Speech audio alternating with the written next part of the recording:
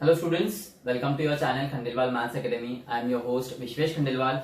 In today's video, we will be learning about operations on sets. As there are many operations on sets, but in standard 9th हमें दो ही operation सीखना है. One is intersection of two sets and the other is union of two sets. और intersection of two sets में हम देखेंगे disjoint sets क्या होता है. अब सबसे पहले एक और बात मैं आपको बता दूं कि आज के वीडियो में देखिए जैसे इंटरसेक्शन ऑफ टू सेट्स हम देखेंगे, यूनियन ऑफ टू सेट्स देखेंगे और इसके बाद हम प्रॉपर्टीज ऑफ यूनियन इंटरसेक्शन एक साथ देखने वाले हैं, क्योंकि अगर एक साथ हमने वो प्रॉपर्टीज सीखी तो हमें याद ज्यादा रहेगा. ओके, सो मेक श्योर कि वीडियो आप लास्ट तक देखो. Now see what is intersection of two sets. Suppose A and B are two sets, दो सेट दिए आपको, सेट ए और सेट बी. सेट ए में कुछ एलिमेंट्स है और सेट बी में कुछ एलिमेंट्स है. Set of all common elements of set A and set B. Common elements मतलब ऐसे एलिमेंट्स जो सेट ए में भी प्रेजेंट है और सेट बी में भी प्रेजेंट है. तो ऐसे एलिमेंट्स उठाओ और उनका एक सेपरेट सेट बनाओ. ये जो सेपरेट सेट रहता है वो कहलाता है intersection of set A and set B. It is denoted by this thing A intersection B and it is read as A intersection B. अब यही चीज आप सेट बिल्डर फॉर्म में कैसे लिखते हो? तो A intersection B is the set of all x such that x belongs to A and x belongs to B. मतलब वो जो एलिमेंट है जो इंटरसेक्शन में आएगा, ओके, वो जो एलिमेंट है जो इंटरसेक्शन ऑफ सेट्स में आएगा वो एलिमेंट सेट ए में भी प्रेजेंट होना चाहिए और सेट बी में भी प्रेजेंट होना चाहिए. तो in short what is intersection of two sets? ऐसा एक सेट जिसमें सेट ए और सेट बी के कॉमन एलिमेंट्स प्रेजेंट रहेंगे. एक और बात, जरूरी नहीं है कि इंटरसेक्शन ऑफ सेट्स दो सेट्स तक ही सीमित है. 3 सेट्स का भी ले सकते हो, 4 सेट्स का भी, 5 सेट्स का भी, इनफाइनाइट सेट्स का भी ले सकते हो. बस कंडीशन एक ही रहेगी, आप जितने भी सेट्स लोगे इंटरसेक्शन के लिए तो उनके कॉमन एलिमेंट्स हमको लेने पड़ेंगे. सपोज इंटरसेक्शन ऑफ 4 सेट्स हम ले रहे हैं तो चारों सेट में जो कॉमन एलिमेंट है वही एलिमेंट लेना पड़ेगा हमको उनके इंटरसेक्शन के लिए. So now we will see example of intersection of two sets. और इस एग्जांपल में हम लोग इसका डायग्रामेटिक रिप्रेजेंटेशन भी देखेंगे इंटरसेक्शन का. Okay, now see the first example is set A के एलिमेंट्स है 1 3 5 7 और बी के एलिमेंट्स है 2 3 6 8. अब इंटरसेक्शन ऑफ सेट्स क्या होता है? दो सेट्स है या दो से ज्यादा सेट्स है, उनके सबके कॉमन एलिमेंट्स. अब यहाँ पे सेट ए और सेट बी में कॉमन एलिमेंट सिर्फ और सिर्फ 3 है. So A intersection B will be 3. Singleton set आएगा, ओके, जिसमें 3 एलिमेंट है. अब देखो डायग्रामेटिक रिप्रेजेंटेशन कैसा आएगा. ये ए सेट हो गया आपका और इसको थोड़ा सा ओवरलैप में आएगा सेट बी. और ये जो इतना पार्ट है ये पार्ट सेट ए का भी है और सेट बी का भी है. मतलब ये इंटरसेक्शन पार्ट है. इसे ये पार्ट कहलाएगा ए इंटरसेक्शन बी. अब ए इंटरसेक्शन बी इसमें सिर्फ एलिमेंट आएगा 3 और कुछ नहीं आएगा. अब ये जो पार्ट है इतना, ये रिमेनिंग पार्ट जो आपको दिख रहा है ये प्योरली ए का पार्ट है. Okay, not including B. B का एक भी एलिमेंट यहां पे नहीं आएगा. तो प्योर ए के एलिमेंट्स कौन से बच गए यहाँ पे? 1 5 और 7. अब देखो ये पूरा ए कंप्लीट हो गया, 1 3 5 7. अब बी के लिए 3 ऑलरेडी यहां पे आ चुका है, बच गया 2 6 और 8. ओके, सो ये जो इंटरसेक्शन वाला पार्ट रहता है इसमें जो कॉमन एलिमेंट्स है वही आएंगे जो दोनों सेट को बिलोंग करते हैं. ओके, अब देखो सेकेंड एग्जांपल. सेट ए में एलिमेंट्स है 1 3 9 11 13 और बी में है 1 9 11. अब दोनों के कॉमन एलिमेंट्स कौन से हैं? सो 1 है, 9 है और 11 है. So A intersection B is 1 9 11. लेकिन ये सब में अगर आप देखोगे तो जो इंटरसेक्शन आया है that is equal to one of the sets. यहां पे A intersection B is equal to B हो गया. सो अब इसका वेन डायग्राम ऐसे नहीं आएगा. A intersection B is equal to B हो गया, इसका मतलब यहां पर B is the subset of A है क्योंकि बी के सारे एलिमेंट्स ए में प्रेजेंट है. हम पहले वीडियो में देख चुके हैं सबसेट वगैरह क्या होता है, सब देखा है हमने. ओके, सो बी के सारे एलिमेंट्स ए में प्रेजेंट है मतलब B is the subset of A. मतलब A intersection B is actually the subset of A. मतलब ए सेट आएगा और उसके अंदर ये सेट आएगा जो कहलाएगा ए इंटरसेक्शन बी. बराबर है, ये सेट है हमारा ए इंटरसेक्शन बी सेट. और इसमें क्या क्या एलिमेंट्स आएंगे? इसमें आएगा 1 9 11. ओके, ये बी हो गया, ये ए है और यही set actually A intersection B है. ओके, अब देखो ए सेट में है 1 3 9 11 13 जिसमें से 1 9 11 आ गया है. बराबर है। और अब यहाँ पे आएगा 3 और ये है 30, बराबर है।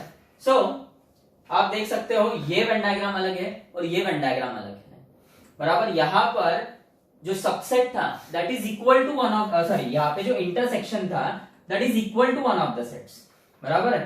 तो वेन डायग्राम जो आएगा वो सबसेट वाला आएगा।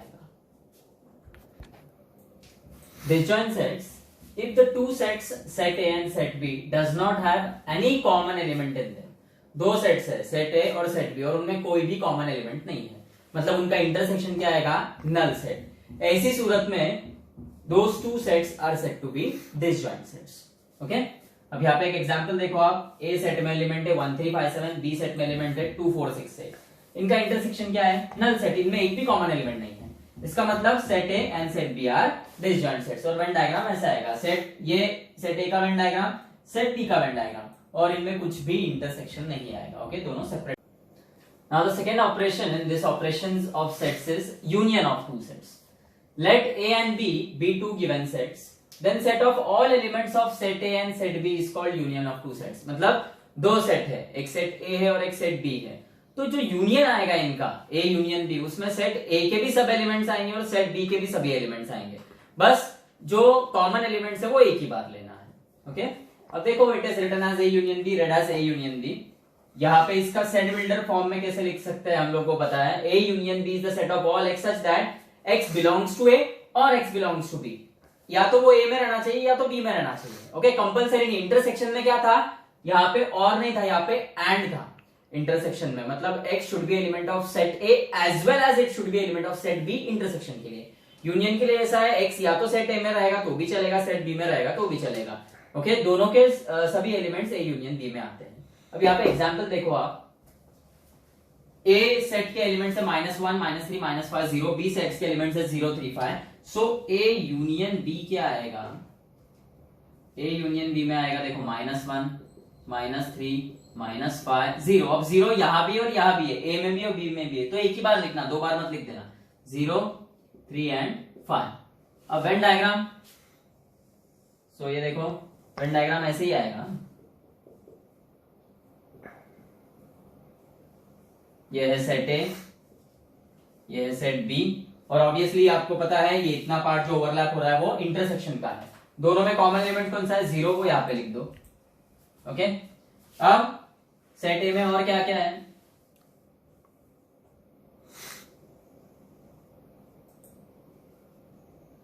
सेट ए में और क्या है, -1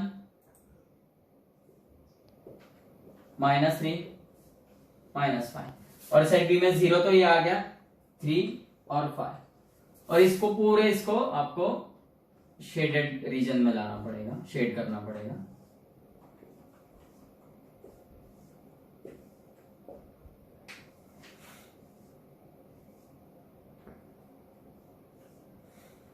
ओके, ये पूरा की पूरा इंटरसेक्शन है, शेडेड पोर्शन जो है, ओके।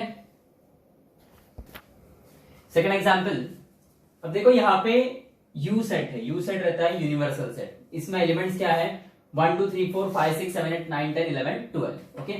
A सेट के एलिमेंट्स है 2 4 6 8 10, और B सेट्स के एलिमेंट्स है 1 3 5 7 8 और 10। अब A यूनियन B क्या आएगा, A यूनियन B मतलब A और B में जितने भी एलिमेंट्स है सबके सब, और जो रिपीट हो रहे हैं वो एक ही बार, जैसे 1 आएगा, 2 आएगा, नो डाउट 1 A में नहीं है, 2 B में नहीं है, पर यूनियन में 1 और 2 आएंगे। देन 3 4 5 आएगा, 6 आएगा A से, 7 आएगा B से, 8 आएगा, A और B दोनों में 8 है तो दो बार मत लिख देना, एक ही बार लिखो, और 10 आएगा, बराबर है। इनके इंटरसेक्शन भी लिख लेते हैं अपन, वेन डायग्राम के लिए काम में आएगा अपने को। इंटरसेक्शन मतलब कॉमन एलिमेंट्स, कॉमन कौन कौन से एलिमेंट्स है दोनों में, 8 और 10। अब इसका वेन डायग्राम बनाना है। पिछले सम में यूनिवर्सल सेट नहीं था, पिछले एग्जाम्पल में, इस एग्जाम्पल में यूनिवर्सल सेट भी है, तो वेन डायग्राम में एक यूनिवर्सल सेट भी आएगा, जिसे हम मोस्टली रेक्टेंगल से रिप्रेजेंट करते हैं। तो देखो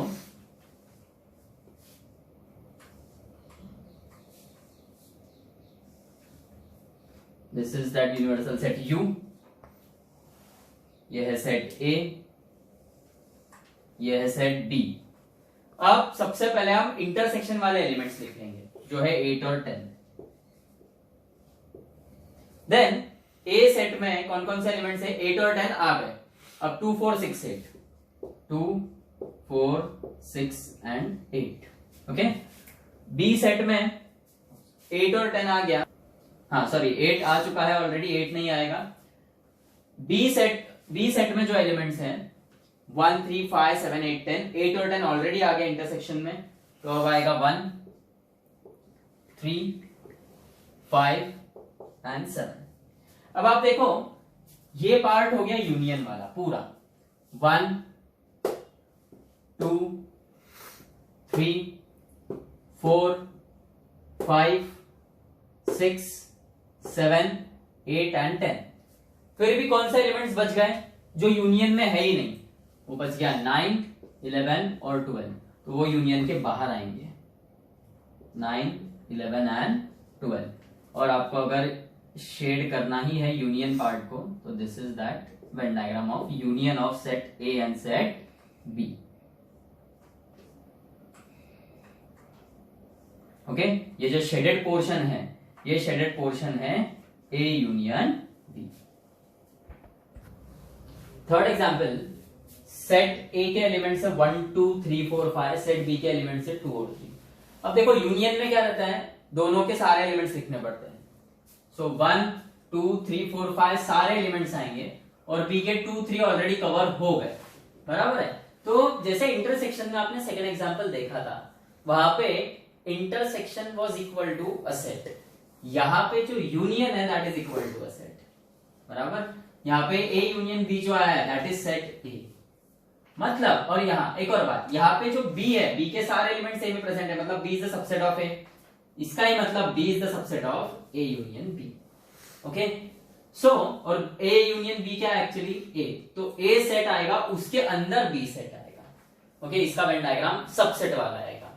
अब बी सेट्स के एलिमेंट्स आप लिख लो पहले 2 और 3, और जो रिमेनिंग एलिमेंट्स है वो बाहर आएंगे आपके 1 4 और 5। तो आपने इंटरसेक्शन और यूनियन दोनों में ही देखा कि there are 2 types of Venn diagram, एक तो जो जनरल वेन डायग्राम रहेगा इनका वो, और दूसरा जो सबसेट रिलेशन में रहेगा। सो इस वीडियो में हमने देखा यूनियन ऑफ सेट्स क्या होता है और इंटरसेक्शन ऑफ सेट्स क्या होता है। नेक्स्ट वीडियो में we will see properties of union and intersection of sets. तो ये वीडियो आप अच्छे से स्टडी कर लो, इसको लिख लो एक बार, थरोली पढ़ लो इसको, ताकि आपको प्रॉपर्टीज ऑफ इंटरसेक्शन और यूनियन में दिक्कत ना हो।